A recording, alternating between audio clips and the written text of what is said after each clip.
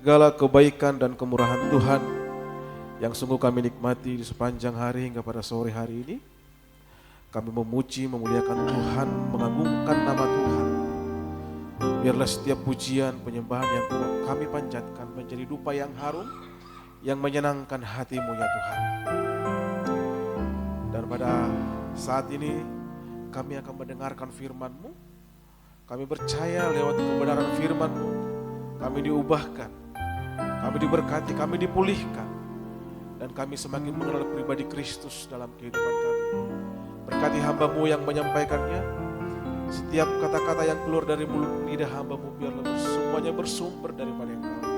Dan apa yang kami dengarkan pada sore menjelang malam ini bukan isi hati manusia yang kami dengarkan, tapi isi hati Tuhanlah yang kami dengarkan. Sehingga kami diberdekakan, kami dipulihkan, kami dimenangkan. Karena firman-Mu adalah firman yang hidup, yang dapat memampukan kami, menguatkan kami. Terpujilah Engkau Tuhan, hanya dalam nama Tuhan Yesus Kristus kami sudah berdoa. Sama-sama katakan, amin. Shalom, dewasa muda. Sekali lagi shalom semuanya. Perkenalkan, nama saya Daniel Situmeang. Saya biasanya di ibadah raya yang kedua. Dan terima kasih buat Om Robert yang sudah diberikan kesempatan kepada saya untuk menyampaikan firman Tuhan pada sore hari ini. Baik, Bapak, Ibu, saudara yang terkasih dalam nama Tuhan Kristus, kita langsung saja kita buka Alkitab kita dalam Efesus pasal yang kedua, ayat yang pertama sampai ayat yang ke-10. Saya ulang sekali lagi, Efesus pasal yang kedua, ayat yang pertama sampai ayat yang ke-10. Secara bergantian kita akan membaca ayat ini. Ayat yang pertama saya sendiri dan ayat yang kedua Bapak Ibu yang untuk membacakannya. Saya baca sekali lagi Efesus pasal yang kedua ayat yang pertama sampai ayat yang ke-10. Judulnya apa Bapak Ibu? Oke, saya baca yang pertama. Kamu dahulu sudah mati karena pelanggaran-pelanggaran dan dosa-dosamu. Bapak Ibu?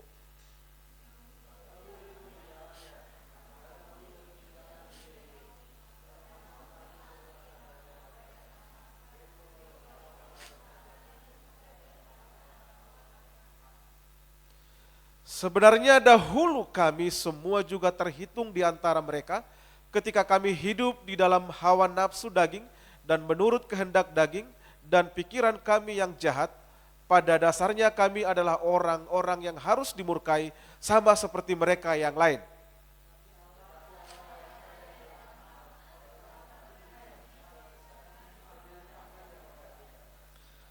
Telah menghidupkan kita bersama-sama dengan Kristus, sekalipun kita telah mati oleh karena kesalahan-kesalahan kita, oleh kasih karunia kamu diselamatkan.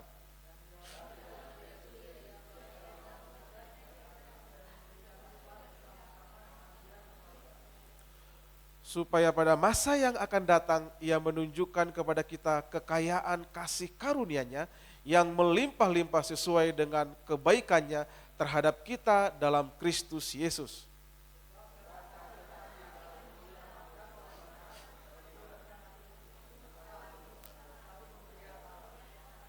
Itu bukan hasil pekerjaanmu, jangan ada orang yang memegahkan diri.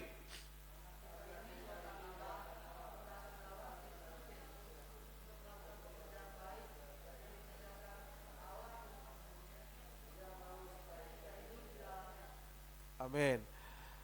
Terima kasih buat yang sudah membacanya ya saudaraku ya. Saya akan berikan judul Hidup Bersama Kristus. Saudara yang terkasih dalam nama Tuhan Yesus Kristus, kalau kita membaca di dalam Kejadian pasal 1 ayat yang ke-31, saya akan membaca buat saudara. Maka Allah melihat segala yang dijadikannya itu sungguh amat baik. Garis bawahi Bapak Ibu, sungguh amat baik. Jadi saudara yang terkasih dalam nama Tuhan Yesus Kristus, bahwa pada dasarnya, pada penciptaan itu, bahwa Allah menciptakan semuanya itu sungguh amat baik.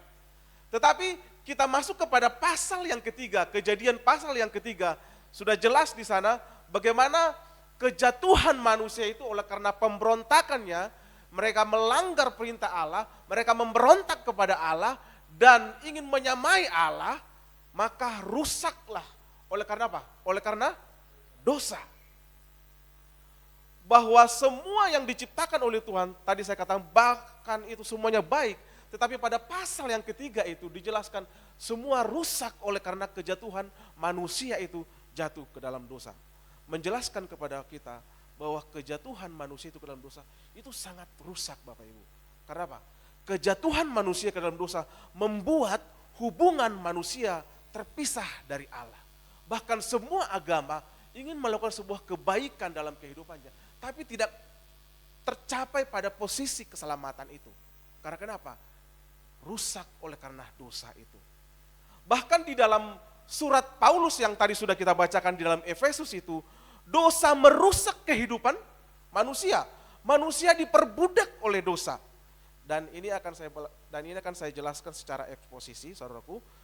Sekarang pertanyaannya, bagaimana keadaan manusia itu ketika jatuh ke dalam dosa? Itu yang pertama.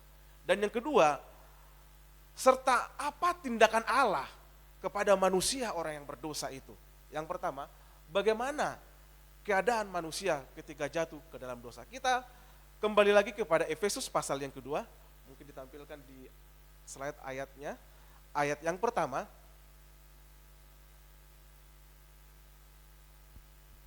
oke kita membaca bersama-sama. 1, 2, 3 yuk. Kamu dahulu sudah mati karena pelanggaran-pelanggaran dan dosa-dosamu. Keadaan manusia ketika jatuh ke dalam dosa, yang pertama adalah mati di dalam dosa. Paulus mengatakan kamu dahulu. Ini ditujukan kepada siapa? Kepada jemaat yang ada di Efesus pada saat itu. Kamu dahulu, karena mereka sudah dipilih oleh Tuhan, ditebus oleh Tuhan.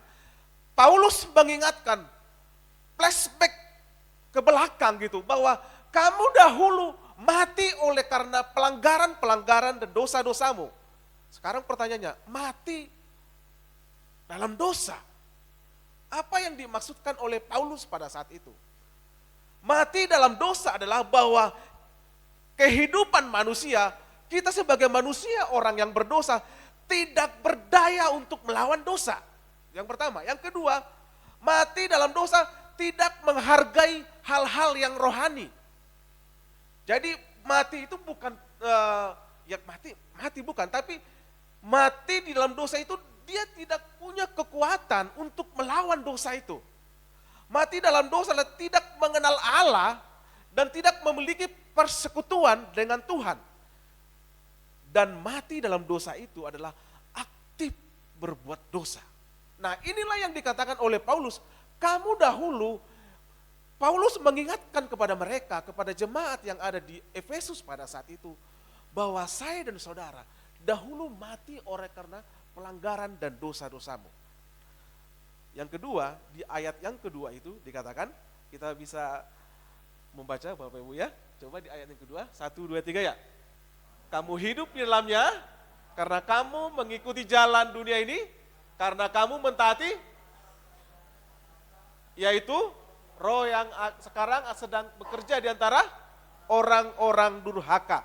Nah, yang kedua adalah mati dalam dosa, yang kedua diperbudak oleh dosa. Dikatakan kamu hidup di dalamnya.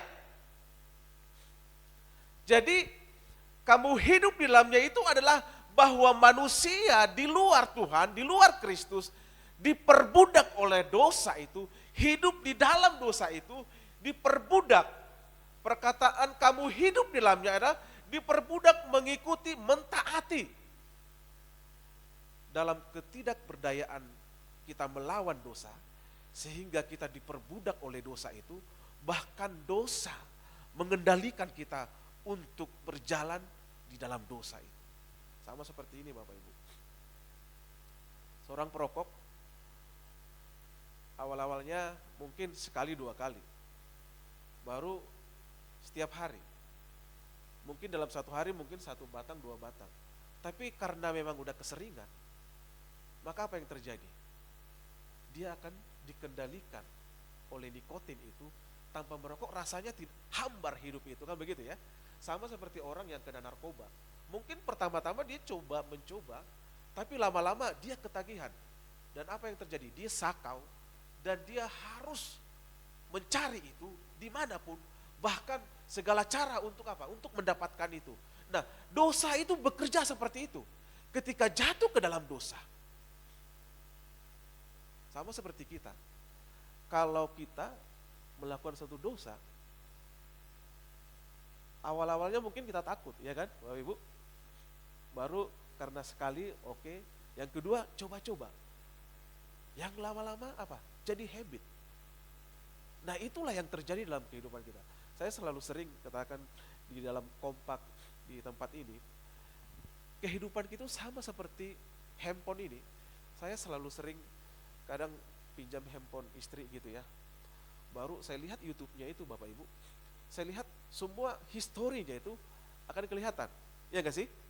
Karena anak saya yang sering pakai handphone ini, maka yang di situ saya lihat semua film kartun semua gitu ya. Nah, kehidupan kita juga sama seperti itu. Kalau sudah dikuasai oleh dosa itu, maka itu menjadi suatu kebiasaan dalam kehidupan kita. Diperbudak oleh dosa itu. Kita hidup di dalam dosa itu. Itulah yang dikatakan oleh Paulus pada jemaat. Dahulu kamu seperti itu. Nah, yang ketiga, saudaraku. Efesus 2 ayat yang ketiga. Coba kita membaca bersama-sama yuk. 1, 2, 3 ya. Sebenarnya dahulu kami semua juga terhitung di antara mereka. Ketika kamu hidup di dalam hawa nafsu daging dan menuruti kehendak daging dan pikiran kami yang jahat, pada dasarnya kami adalah orang-orang yang harus dimurkai. Sama seperti mereka yang lain. Yang ketiga adalah manusia itu layak untuk dimurkai. Dosa membawa kita kepada penghukuman yang kekal. Di ayat 3 sungguh sangat jelas. Nah, dari 3 poin ini jelas bahwa manusia tidak mampu untuk menyelamatkan dirinya dari dosa itu. Saya katakan tadi di awal, semua agama melakukan kebaikan. Untuk apa? Untuk menggapai surga itu. Tetapi apakah mereka sampai ke sana? Tidak ada agama yang mengajarkan kejahatan. Setuju Bapak Ibu? Semua untuk melakukan kebaikan. Tetapi mungkinkah dia sampai kepada kekekalan itu? Nah, kalau kita melihat dari ayat Efesus ini, Paulus menjelaskan bahwa tidak ada yang mampu untuk menyelamatkan dirinya. Dalam ketidakberdayaan, saya tekankan di sini, dalam ketidakberdayaan kita sebagai manusia yang berdosa, maka Allah sendiri yang berinisiatif untuk menghampiri dan menyelamatkan kita dari lumpur dosa itu.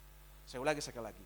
Dalam ketidakberdayaan kita sebagai orang yang berdosa, maka Tuhan itu sendiri yang berinisiatif untuk menghampiri dan menyelamatkan kita dari dosa. Nah, bagaimana tindakan Allah terhadap orang yang berdosa? Itu tadi orang yang berdosa. Sekarang bagaimana tindakan Allah? Yang pertama, kita akan membaca di dalam Efesus pasal yang kedua, kita lompat di ayat yang kelima, Bapak Ibu. Coba kita baca ayat yang kelima. Ayat yang kelima, 1, 2, 3 yuk. Telah menghidupkan kita bersama-sama dengan Kristus. Sekalipun kita telah mati oleh karena kesalahan-kesalahan kita, oleh kasih karunia kamu diselamatkan. Oke. Yang pertama, menghidupkan kita bersama dengan Kristus. Tadi saya sudah jelaskan, orang yang di dalam dosa itu, mati dalam dosa, diperbudak oleh dosa, layak untuk dimurkai. Allah berinisiatif untuk menyelamatkan manusia itu. Tindakan Allah seperti apa? Menghidupkan kita bersama dengan Kristus. Sebagai judul yang tadi saya sampaikan, hidup bersama Kristus. Nah, kita telah mati oleh karena kesalahan-kesalahan kita, oleh karena kasih karunia diselamatkan. Inilah yang Allah lakukan kepada saya dan saudara yang berdosa. Ia bertindak untuk apa? Untuk menyelamatkan dan menghidupkan kita. Kata menghidupkan di situ, dengan kata lain, mengangkat, mendudukkan kita di surga. Artinya, apa yang dialami oleh Kristus, dia mati, dia bangkit, dia naik ke surga, kelak kita juga akan mengalami hal yang seperti itu. Dia mati untuk kita, dia hidup untuk kita, kita ada bersama di sana. dan dia bangkit dan dia naik ke surga, kelak kita akan bersama dengan dia. Jadi kita tadinya mati di dalam dosa, sekarang berpindah kepada kehidupan kekal, ya, bersama dengan Kristus. Itulah tindakan Allah. Tindakan Allah kepada kita sebagai orang yang berdosa. Dia berinisiatif untuk apa? Untuk menyelamatkan saya dan saudara. Nah, poin yang kedua di ayat ke-8 ini, coba kita baca di ayat ke-8.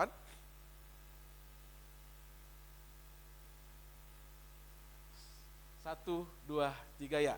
Sebab karena kasih karunia, kamu diselamatkan oleh iman, itu bukan hasil usahamu, tetapi pemberian Allah.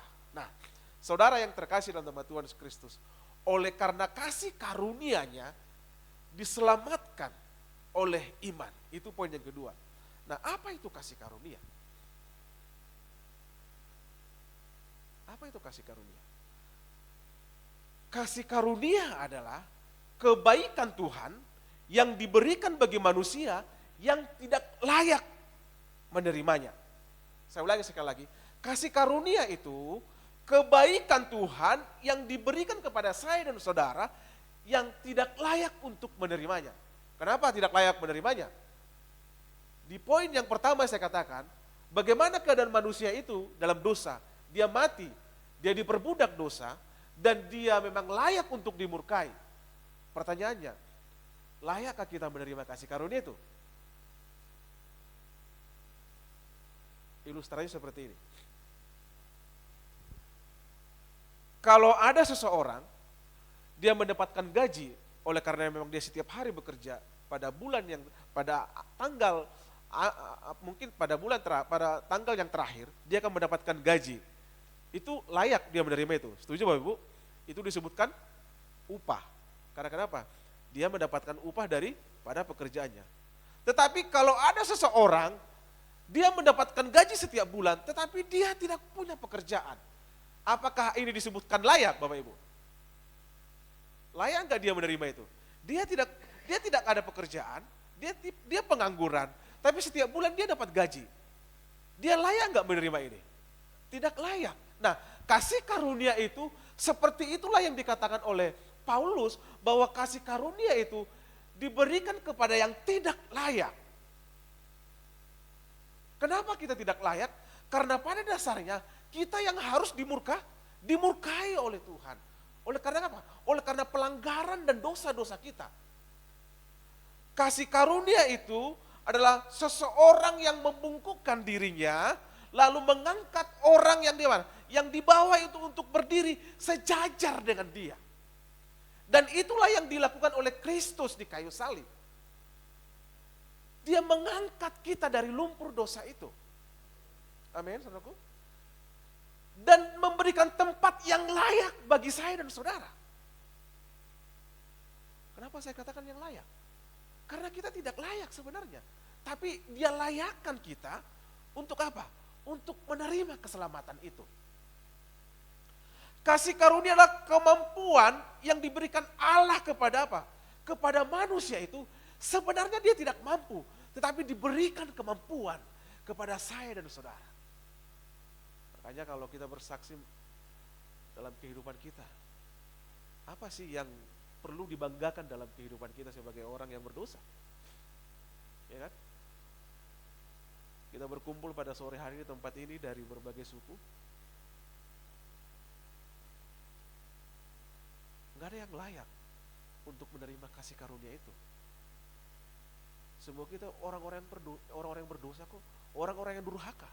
Dipersatukan di tempat ini bukan karena kehebatan kita, bukan karena kemampuan kita, tapi dipersatukan oleh karena apa? Kasih karunia daripada Tuhan. Itu sungguh luar biasa.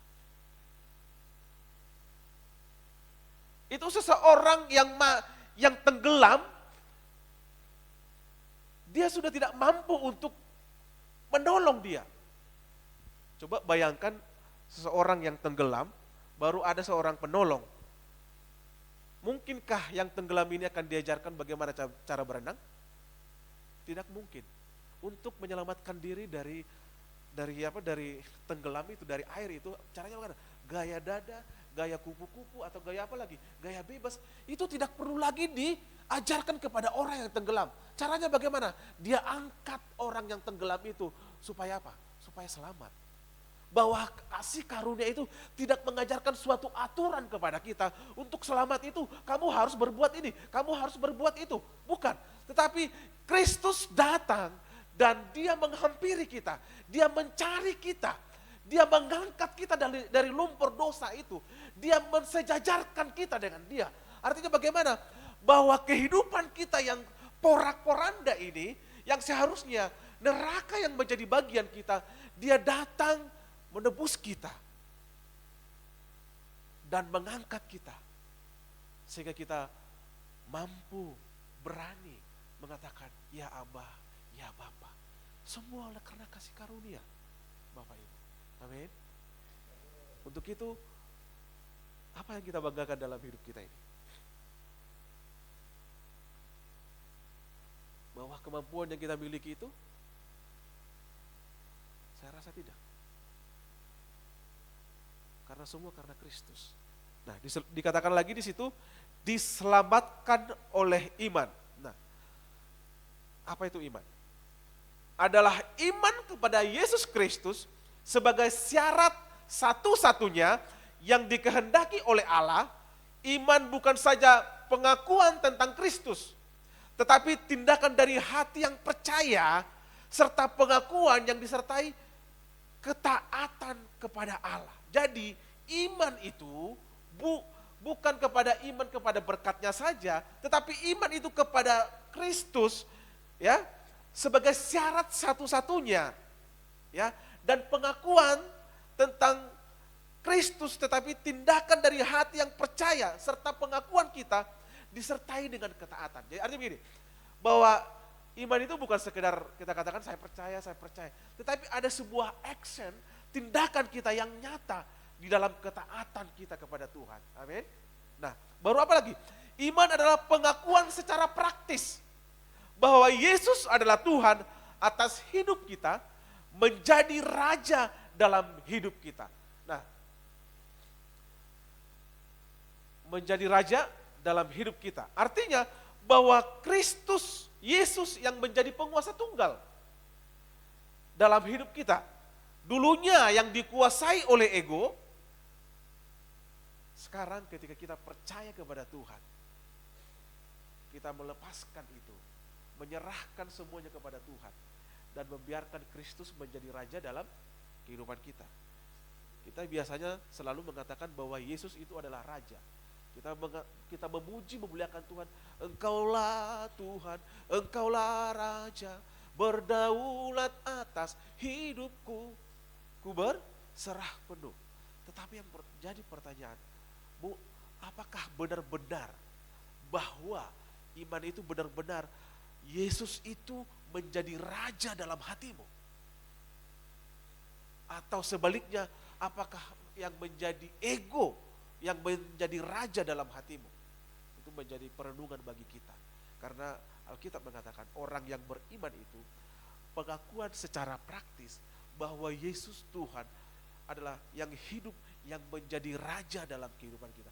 Kita percaya kepada Tuhan, Dia yang menjadi raja. Kalau Dia sudah menjadi raja dalam hidup kita, itu berarti seperti lagu, suka-sukamu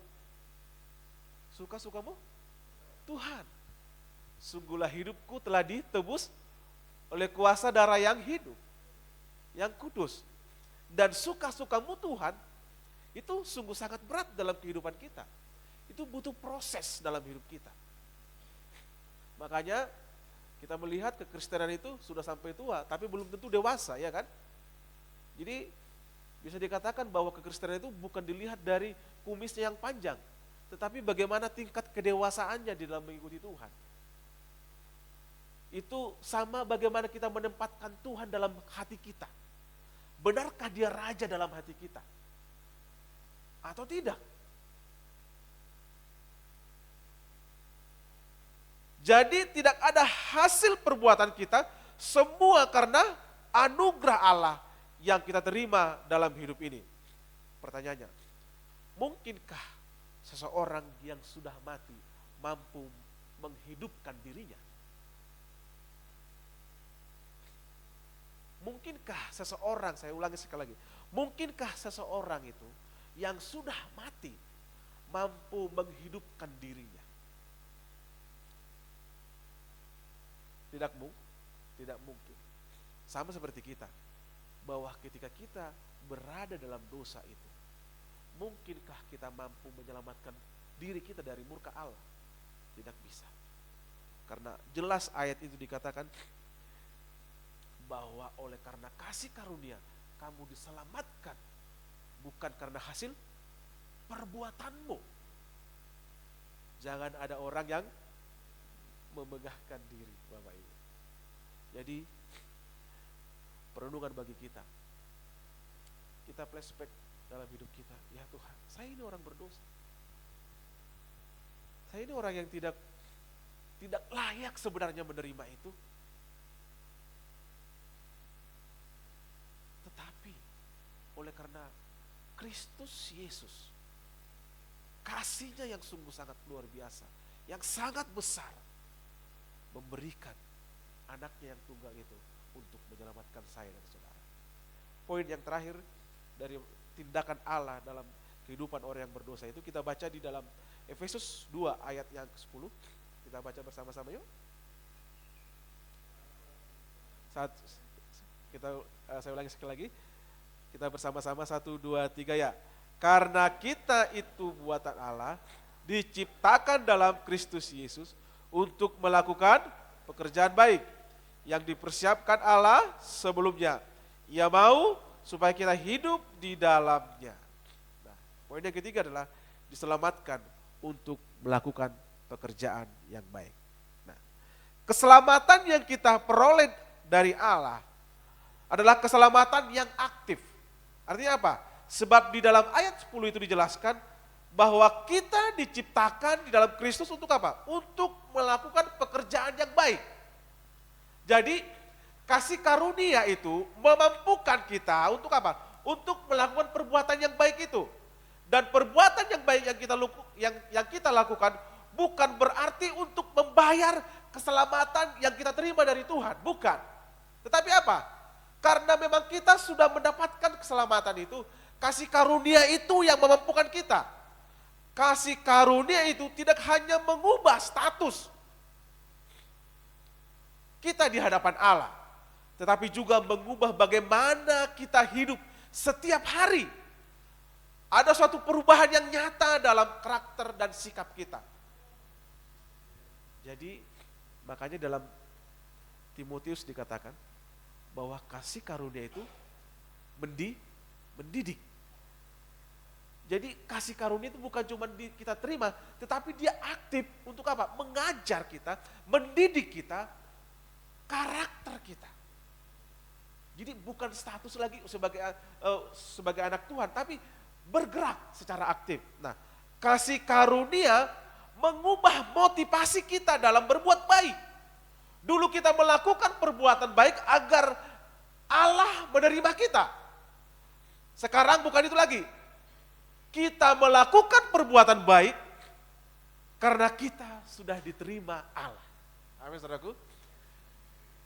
Dulu kita melayaninya supaya kita dilayakkan, supaya kita berkenan di hadapannya. Tapi sekarang kita melayani dia karena kita sudah dilayakkan oleh Kristus lewat pengorbanannya di kayu salib. Yang tadinya kita punya paradigma bahwa ketika kita melayani dia, kita semakin mengasihi dia, kita semakin mencintai dia, kita semakin berkenan di hadapan dia. Bukan, sebenarnya bukan di situ.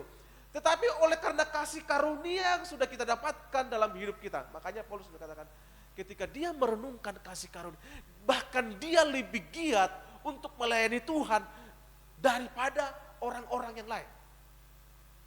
Kenapa? Ketika dia menyadari akan kasih karunia dalam kehidupannya, dia semakin lebih giat untuk melayani Tuhan. Karena motivasinya bukan untuk layak, tetapi apa? Karena Tuhan sudah melayakkan dia.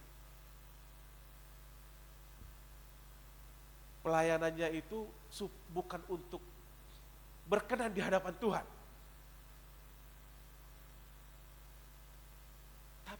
Tuhan sudah melayakan. Kita harus berangkat dulu dari situ tuh. Jadi ketika saudara berdiri di tempat ini, bukan berarti Tuhan semakin sayang kepada saudara, bukan. Tetapi karena engkau sudah semakin mengasihi Tuhan, menyadari akan kasih karunia yang kamu alami dalam hidupmu. Saya percaya ketika kita punya mindset seperti itu, pelayanan kita itu akan lebih semangat mungkin ya. Atau mungkin lebih bergairah. Karena kenapa? Kita sadar Paulus itu sedang mengingatkan orang Efesus pada saat itu. Coba kamu bayangkan dulumu kamu dulu seperti apa? Saya orang berdosa, dimurkai oleh Tuhan, diperbudak oleh dosa. Nah, sekarang coba kamu berdiri sekarang. Tapi saya bisa sekarang berdiri oleh karena kasih karunia Tuhan. Artinya begini, ketika saya mengingat kehidupan saya yang dulu, dan saya berdiri pada saat ini, selayaknya saya tidak layak di hadapan ini. Semuanya karena kasih karunia. Kalau oleh karena kasih karunia, apakah saya main-main untuk melayani Tuhan? Kalau memang itu semua karena kasih karunia, apakah saya harus punya motivasi yang lain dalam melayani Tuhan? Kalau saya tidak dihargai melayani Tuhan, maka saya akan mengambil atau mungkin pindah gereja. Bukan itu lagi. Karena apa? Kita memandang kepada Kristus Yesus sebagai pribadi yang menyelamatkan kita. Nah, ketika engkau berdiri di tempat ini, bukan potensimu yang dilihat oleh Tuhan, tetapi pribadi Kristus yang ada dalam dirimu itu yang membuat engkau berkenan di hadapannya. Bukan kehebatanmu dalam bermain musik, bukan kefasihanmu dalam berkhotbah, maka Tuhan berkenan di hadapanmu. Bukan. Tetapi oleh karena ada Kristus dalam pribadimu, kita ini kan seterunya Allah. Saudara tahu seterunya Allah? Bahwa saya dan saudara dimurkai oleh Allah.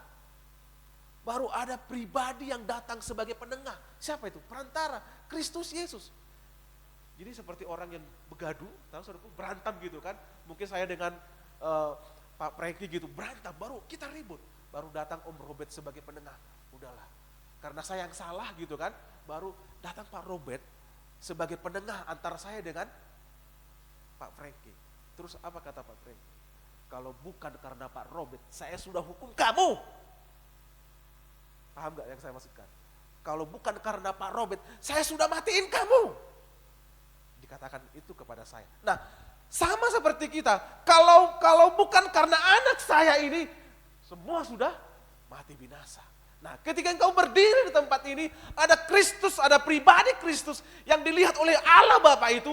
Kamu memuji dia, kamu melayani dia, kamu memusik, ataupun apa yang kamu lakukan untuk pelayanan.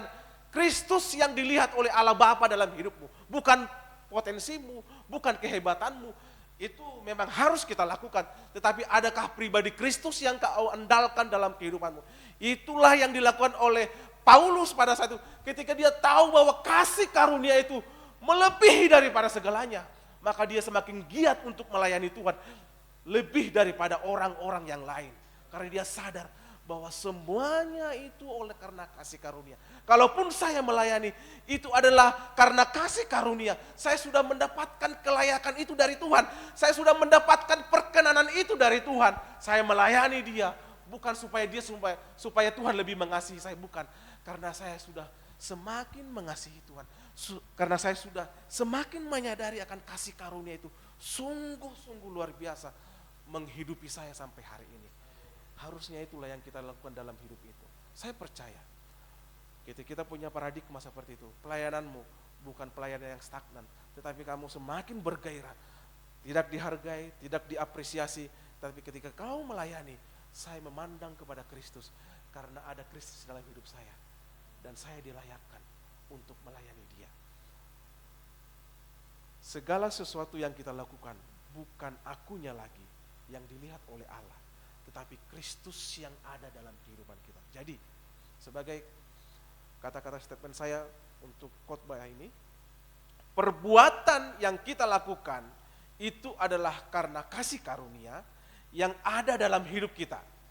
Dan perbuatan yang baik yang kita lakukan bukan kita untuk masuk surga, tetapi membuktikan bahwa hidup di dalam kasih karunia. Nah, saudaraku, saya ulangi sekali lagi. Perbuatan baik yang kita lakukan itu adalah karena kasih karunia yang sudah kita terima, yang ada dalam hidup kita. Dan perbuatan baik yang kita lakukan bukan supaya kita untuk masuk surga, itu anugerah yang diberikan Tuhan kepada kita. Amin. Tetapi perbuatan baik itu untuk membuktikan bahwa memang kita sudah ada dalam kasih karunia itu. Amin, saudaraku. Siapa kasih karunia itu? Yesus Kristus yang diberikan Allah Bapa kepada kita. Dan membuktikan bahwa perbuatan baik itu yang kita lakukan karena ada Kristus dalam hidup kita. Makanya segala sesuatu yang kamu lakukan, lakukanlah dengan iman. Iman kepada siapa? Iman kepada Kristus. Ketika engkau melakukan itu, itulah yang berkenan di hadapan Tuhan. Bukan potensimu yang dilihat, tetapi pribadi Kristus yang engkau layani. Maka itulah yang berbau dupa yang harum, yang menyenangkan hati Tuhan. Saudaraku, semuanya oleh karena kasih karunia Tuhan. Saya tidak perpanjang lagi khotbah saya ini. Saya undang kita bangkit berdiri. Kita merenungkan bahwa kasih dan kebaikan Tuhan sungguh di luar daripada pikiran kita. Selayaknya kita yang harus dimurkai. Tapi pengorbanan Kristus di kayu salib menyelamatkan kita. Karena semua oleh karena kasih karunia. Untuk itu kita bersyukur atas segala kebaikannya, atas segala pengampunan Tuhan yang diberikan kepada kita. Kita angkat pujian kita bukan karena kebaikanku, semua karena anugerahnya diberikan kepada kita.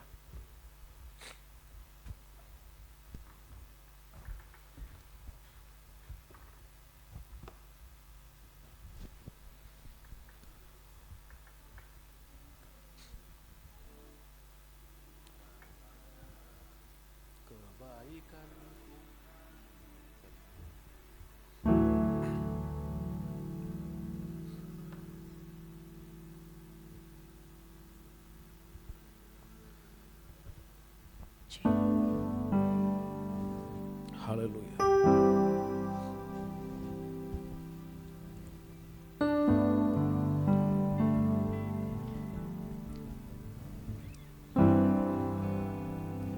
Bukan karena kebaikanmu, bukan karena kasih dalammu, bukan karena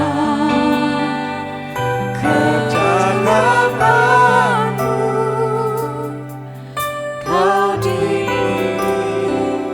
kau dipanggilnya, bukan karena kecakapanmu,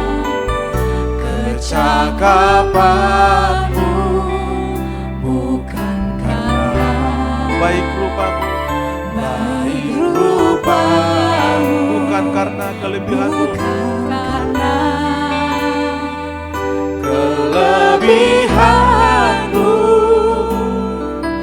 kau dipanggil, kau dipakai. Bila engkau dapat, itu karunia. Bila engkau punya semua dari padanya, semua karena anugerahnya, semua